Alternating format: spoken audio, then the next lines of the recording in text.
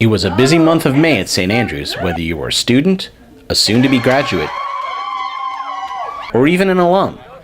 During Mother's Day weekend, graduates of St. Andrews returned to campus for Alumni Weekend, and a special event to celebrate Joanne Beach and her 34 years of service. During Alumni Weekend this year, we had the kickoff party for Joanne. We had a great alumni lacrosse game, which the alumni team won versus the varsity team.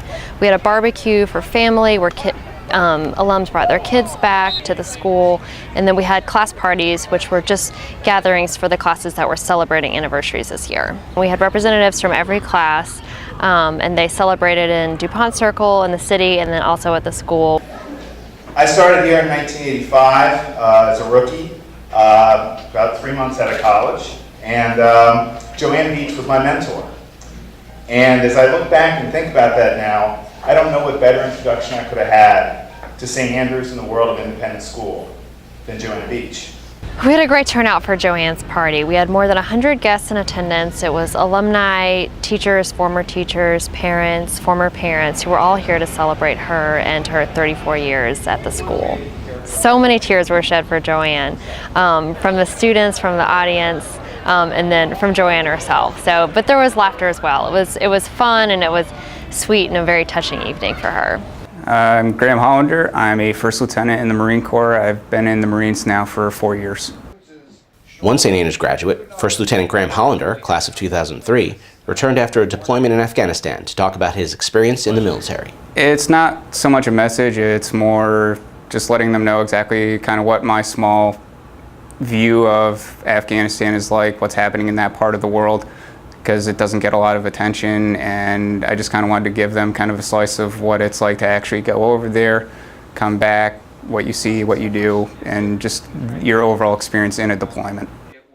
Shortly before leaving campus to finish their service learning, a group of seniors completed a year-long project with the third grade students. It started out as a unit on talking about bias, and bias rears its ugly head in a lot of different ways, even in children's books. Bias isn't just about what we say about or think about other people, but it's what we omit.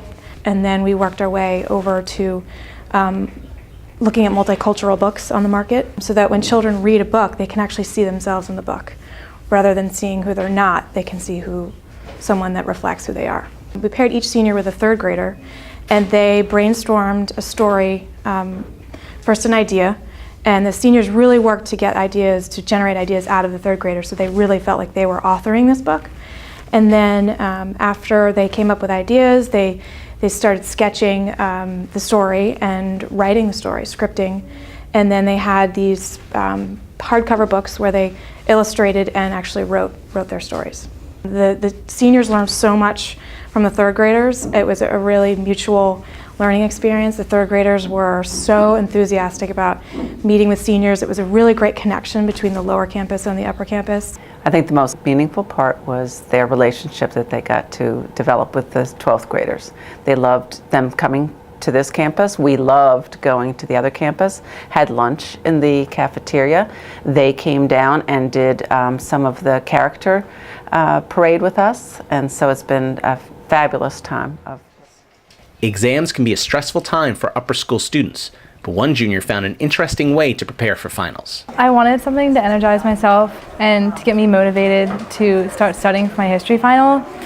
And I thought, oh, well, like I love art, so maybe if I started drawing the world, like drawing a European map, maybe that would motivate me to start learning the information. And then it kind of just got bigger and expanded, and more information just kept going on the page because I was getting so into it.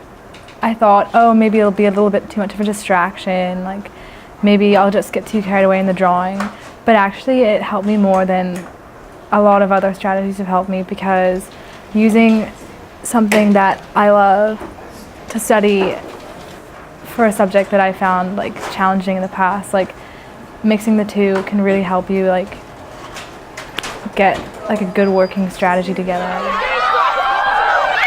Of course, it wasn't all hard work in May, as both campuses enjoyed Field Day.